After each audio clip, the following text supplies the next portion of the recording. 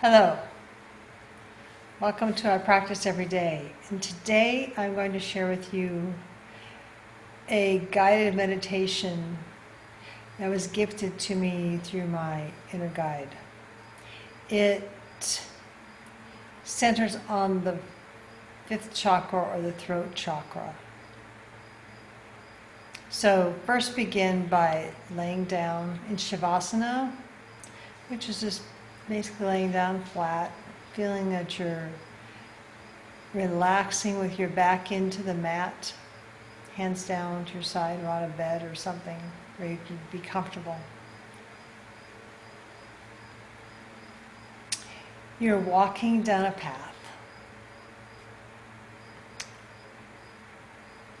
It's a very beautiful path. It's a warm, summery kind of day.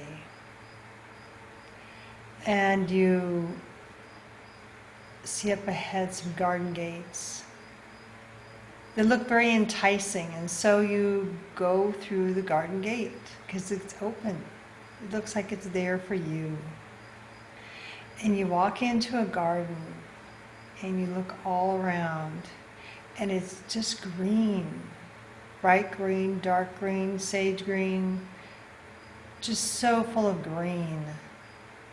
And you can hear birds singing happily all over the place. You can hear little sounds of insects doing what they do. And it smells so wonderfully refreshing and renewing. You just know it's the perfect place to be on a day like today. As you walk a little farther, you hear the sound of water. You become attracted to that. So you walk over to where the water's at and you realize, oh, there's a pond there. Oh, and there's a flower there. As a matter of fact, you look around and go, that's the only flower here, as if it was the only one meant to be here. And it's a purple flower. You're intrigued by that beautiful purple color because it's quite unusual. Flower itself is unusual even. So you walk up closer and you are intrigued by it enough to count the petals on it. And you realize it's got 16 petals on it, evenly divided. Looking closer, you examine it and realize, oh, there's 8 on each side. It's symmetrical. And in each quadrant, there's exactly 4 with overlapping petals. So it's really very mathematical in its own way. And something all of a sudden catches your awareness.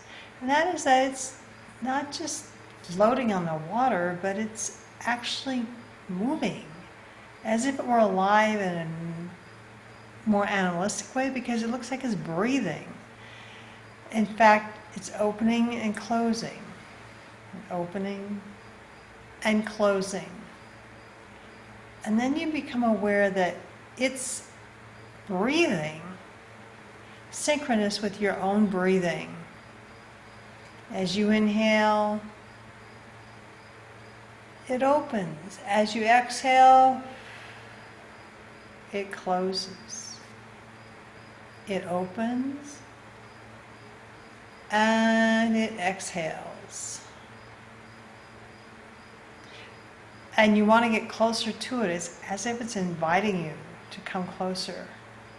As you do, you notice there's an orange stamen sticking out of the middle, inviting bugs and flower creatures, bees, to come and visit it. And now you're wondering, what does this thing smell like? Does it have a smell? So you grow closer to smell the aroma, and you're suddenly distracted because you thought you saw something change on the inside of the flower.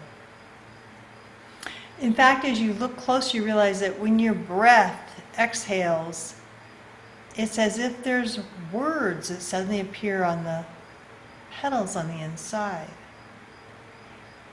And it happens again, and then they start to stay as you breathe over it, as if your breath creates the unveiling of an invisible ink written on those petals.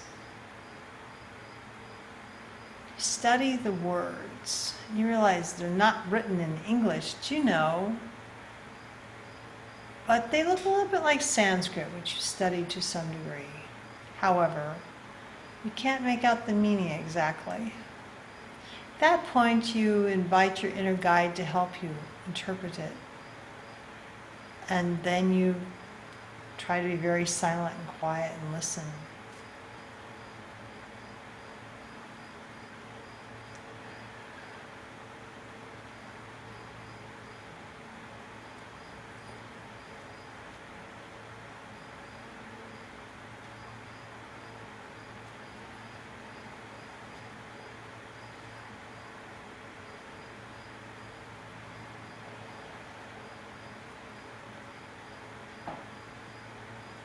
And there may be words that come to you, or that may be pictures that come to you,